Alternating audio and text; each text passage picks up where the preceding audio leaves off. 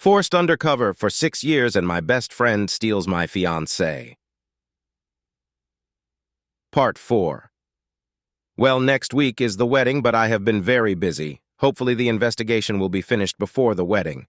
Just over 2 months ago, I learned that Tracy had told Frank that I was in the police. This combined with when she told him, I suddenly felt many things that were puzzling me suddenly clicked together.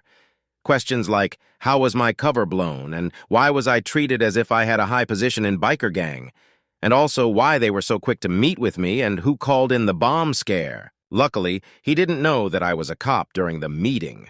Otherwise, he would probably have had me killed and not just set me up. He didn't know that his actions would allow me to infiltrate the gang or that his attempt to have me killed would backfire on him so badly, and that this would be what ultimately exposed him. He still doesn't know that he knows I'm a cop, mainly because Tracy has been avoiding me and refusing to let me even see my son. He thinks that us in control of everything, but for the first time, I am the one in control. When I went back to work, I asked to be put on the task force investigating Frank's gang. I know, you would think that because I went undercover, I would be on the task force. But it was only originally meant to be for a week to find out a location, and then they would have handled the rest. And then, when I was in prison, it was very one-sided.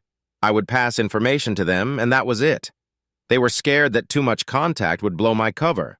Luckily, they said that I had more than proved myself, and even if I hadn't asked, I would have been assigned to the task force anyway. Though I did embarrass myself a little by telling them that I believed that Frank was the real leader of the gang. I told them how his father had been a founding member, and how he had been the one that blew my cover, and that he had even set me up to go to prison for a long time, and that this wasn't even the first time he had tried to set me up. They listened to my reasoning, and they agreed with most of it, except for one thing. They disagreed with me about Frank being the leader. He's too young and doesn't have the experience or respect.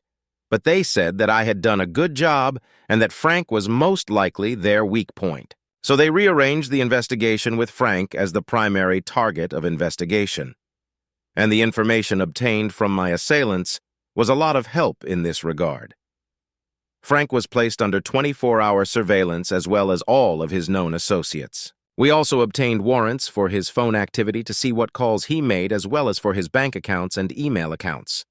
We actually didn't expect to find much this way, thinking that he would be using burner phones and have his money hidden in foreign accounts. But boy, were we wrong. He was so used to being in control and being the golden boy that he had used his own phones to call his criminal associates. And he even used his own bank accounts for his criminal activities, as well as his email accounts to send coded messages. We had already monitored the phone activity of the person, David, that had ordered the hit on me, but he had made and received so many calls that were mainly comparing it to numbers of known or possible associates. But going through Frank's phone activity, we found that he had made a phone call to David 3 days before I was assaulted and had made a payment into his account. And during his surveillance, we actually learned more about the criminal organization than we had ever known. He led us to drug dens and brothels that we didn't know about. And he regularly visited his father's best friend, Capone. I think he earned his nickname because he looked a little like Al Capone, but with more tattoos. After learning of his relationship with Capone, we started to put together how he fit into the gang. He must have been approached by Capone shortly after finishing school, or possibly even in high school, and became close with the gang.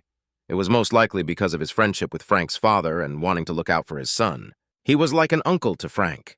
And because of coddling Frank, we were able to get lots of evidence linking him to the gang. Apparently, the task force had believed he had retired after his last stint in prison, but apparently that was because he had spent a lot of effort and money to make us think that. But now, because of Frank, he had been exposed. There was so much energy and things were moving so fast.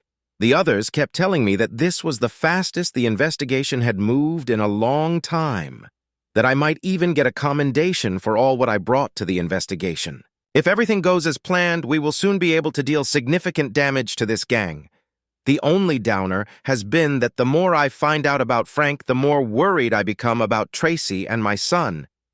But even though we have enough to convict Frank, we need more information on the gang so that we can dismantle it once and for all. But we are almost there.